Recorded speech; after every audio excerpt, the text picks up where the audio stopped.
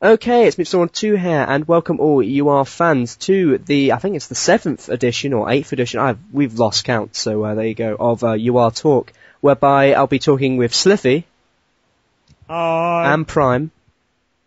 Good day. About all the reviews, and also with Prime he'll be talking about investments as well of the new cards, which will be quite an interesting thing with our UR Talk and everything. But make sure with the investments and everything, a little disclaimer note on it. Everything he says with investments, investments are quite volatile, so if you invest quite a lot in it, it might just even crash. So it's all based on like hypothesis and everything, I suppose. But there you go. Alright, so firstly we have to thank White Dragon 11, firstly. Oh wow, you remember. Yeah, I did remember. He gives us the new cards and everything that we can test out and everything. So a special thanks to him. And thank you. So let's quickly go into this review, I suppose. So our first card we're going to review is Orlock. Orlock from the Nightmare is it defeat minus 2 opponent's life, minimum 4 or 5? I can't remember. Is it 5? 5. 5. Okay. What's your initial thoughts on it, Slify? Check quickly. Quick thing before, it's minimum 5, and you realized before it was like poison something. Yeah, it was poison to min 8, which would, yeah, I don't think that would was go, really no. Well, this Orlock is definitely better than the last Orlock, don't get me wrong, but I'm not very fond of this Orlock. A lot of people are gonna say like it's similar to Sea-Wing in a way, because Sea-Wing does the minus 2, which opens up the 2 a KO, and et cetera, et cetera. But Orlock is 3 stars, unfortunately, which means it takes 1 more star.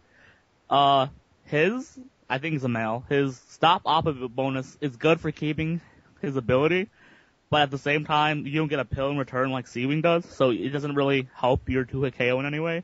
At the same time, he can't really win if he needs to, and his 4 damage is really nice, but it's hard to get it going because of his low solid 6 power. So, not really a great card. Okay.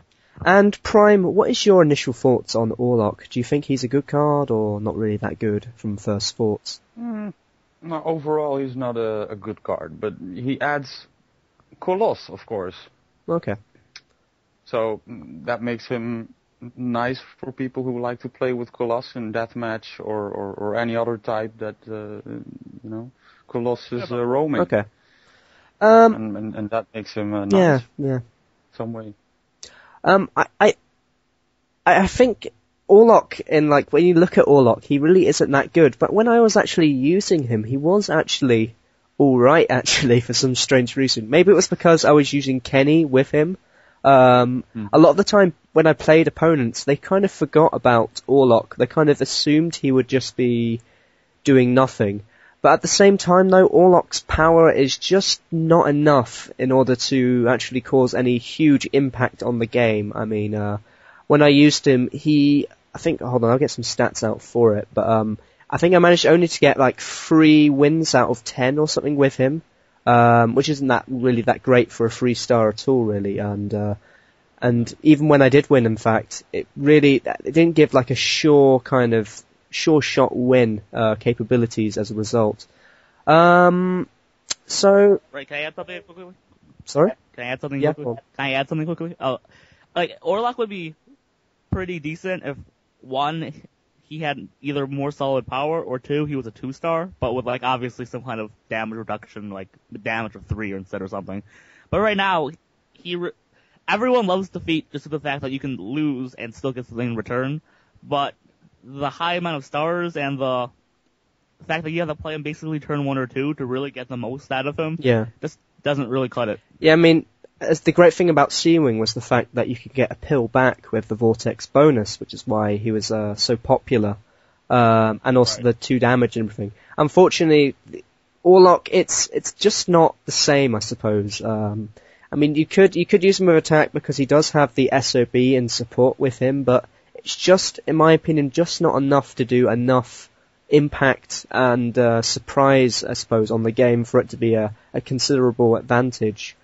Okay, so I think before we end with the kind of scores out of 10, So Prime, would you say it's a good investment, Warlock, or not really? No, not at all. Okay. Maybe for doing a 3-star P-full, but that's like the lowest you can get with a P-full, and it also brings the lowest profit, so no, Okay. not really. Alright. He will be there in large amounts, so Okay. maybe if you can pick him up beneath a certain price, then it could be good, but nothing special, no. Okay. I think we'll end with reviews the rating out of 10. So, Slify, what would you give this card out of 10?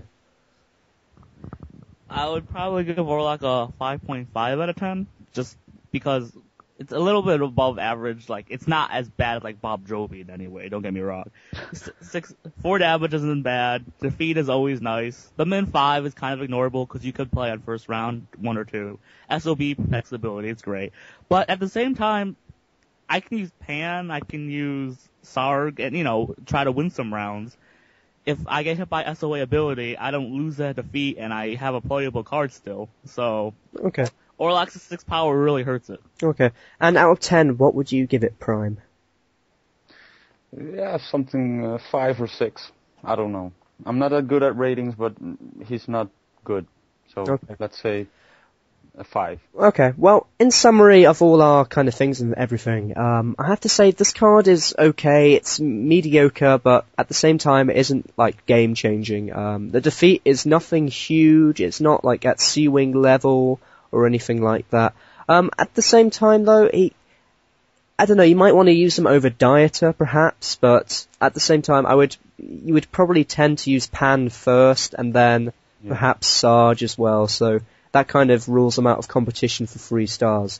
So, out of 10, I would probably give it something like a 5 out of 10 maybe, or a 6 out of 10 now. But there you go. Right, let's move on to the next card, and the next card from the Vortex is Love Hack. Now, Love Hack at 4 stars is an 8/5 with the ability, well, actually hasn't got an ability, so he has no ability, which is quite interesting. What's your initial thoughts on that, Slify?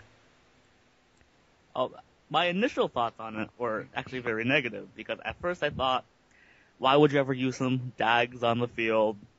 The other 4-star that has Revenge, I can't remember the name of right now, also, can hypothetically bring an 8 power down to 6. It has 1 more damage. But the more I thought about it, the more I really like this card. One, because Vortex is a very pill-related clan. I don't think anyone can really deny this. And the higher your power, I hate to do simple math here, but the higher the power, the more you get out of your pills. And usually most Vortex cards don't have very high power. But this one does. It's a very good blocker. Sure, it's weak to DR, but let's face it, what isn't nowadays? And even if you do lose, he also has that defeat, which is also very nice. Okay. And what was your initial thoughts and first thoughts on it, Prime? Well, I was very happy with this release of this Vortex card. And that's mostly because Dag is overall better. But in the ELO metagame, he's like, weakened because of Geist. Okay. Stop ability. So he keeps that 8 power up high. And yeah, indeed, the combo of high power and being able to use them as a hammer, the well-known 8-5 combo always works good. Okay. In my opinion, actually, to be fair, I didn't actually like this card too much. Actually, in using him, he wasn't actually, at first I thought he was okay, actually, but, in using him, he wasn't actually that game-changing, to be fair. The good news about him, though, he is very effective against full stop cards, which I, quite condemned. I mean, I used it against, a Glorg, and that just absolutely destroyed him. But at the same time, though, I don't think he's as good as Dag, though, unfortunately, because Dag, although has 1 power less than Lovac, still has an ability which is so important. And although Lovac does help a little bit against SOA, on the whole, Vortex against SOA really isn't a good it's really not something you would like to face anyway. And I don't think Lovac does enough to really counter against it in that sense. I don't know if that's just me. I'm gonna chime in a little bit if you don't mind. Well, I don't think anyone's trying to say that Love Hack is better than Hack. I don't, there's really no possible way of seeing that it's better. Like, sure, it can survive against SOA, but Dag has that plus attack manipulation. So it's no way near as good as Dag, don't get me wrong. At the same time, he's not also there to change the game in any way either. He's an 8/5 with no ability. He doesn't really bring a lot to the table, so it doesn't change how you play Vortex. But at the same time, he does two things that I think are pretty good. One, I don't think many people play mono Vortex. Maybe I'm wrong on this assumption, but I'm pretty sure Vortex is mostly half-decked. Indeed. And in a half-deck, usually don't have a lot of room, per se, if you want to add like a lot of good cards. So sometimes you need 2 4-stars instead of a 4-star and a 5-star. And if you need 2 4-stars, he's like probably the best second 4-star you can have, in my opinion. Okay. At the same time, Yes. at the same time, he doesn't, as you say, he doesn't really defeat SOA anyway, but he isn't hindered by it, which is a great thing. And it can also play some mind games if your opponent only has 2 SOA, because no one really wants to play SOA against Love Hack when there's all of this other on the field. So, it's a mind game thing more, in my opinion. Okay. Do you think it's a good investment, Prime, or not really? Well, not really. No. It's just a good addition to the Vortex team. And he's not like the stapleness of Dag, he lacks. So. Okay. And, but just out of curiosity, why does Dag cost so much? Just out of curiosity. It's like 10k or something. It just baffles me, really. It's a big amount of players that are buying cards these days. So if you have like a rare card out of a new clan, it's pretty natural that the prices will be high on these cards since everybody wants them. Okay. And it takes time for that level to drop a little bit. All right. How much do you think this card will be worth in the future, though? Like, how? Lovac? Yeah, how much do you think he'll drop to? Well, since he is, a really good addition to half-deck Vortex, he's probably, in my opinion, worth around, I think 2,000 clints. Okay. That's I was thinking more a bit lower though, to be fair, but I don't know. I'm not the pro on this though. It depends really on what they bring out on Vortex. Still. Okay. If they gain on strength, then this card would also be gaining on that strength because he would be also more useful. Okay. I think. At the same time, if they get a better 4-star, his value will probably decrease. So. Yeah, of course. But I think at the moment though, Vortex's weaknesses, they haven't actually got an amazing 4-star. If I'm being honest. So they 4-star with 6 damage and a good power. Yeah. I think. Hopefully, maybe they might release some better ones, but at the moment, I don't think Vortex's strength lies too much in their 4-star capabilities. Yeah. Alright, we'll finally end on the rating. So, what would you give this out of 10, Slify?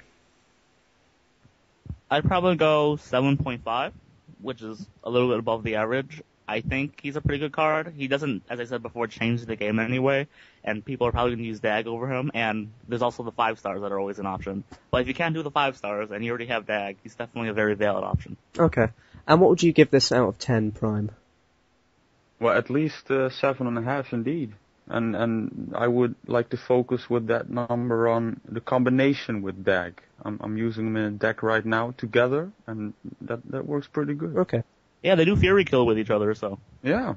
Alright. In summary of whether Lovac is good and everything, I think Lovac, he's quite interesting. The no ability is definitely something that the Vortex would like, especially since they're against SOA, they really do absolutely stink. Absolutely, they're so bad. But at the same time, that this card is alright, but at the same time, no, he isn't game-changing at all, really. You would probably still use Dag over him, but it's 8 power for a Vortex card is something that's very desirable. I mean, something like Siblia, as also Dragon as well, have been very useful additions to the Vortex because of that 8 power.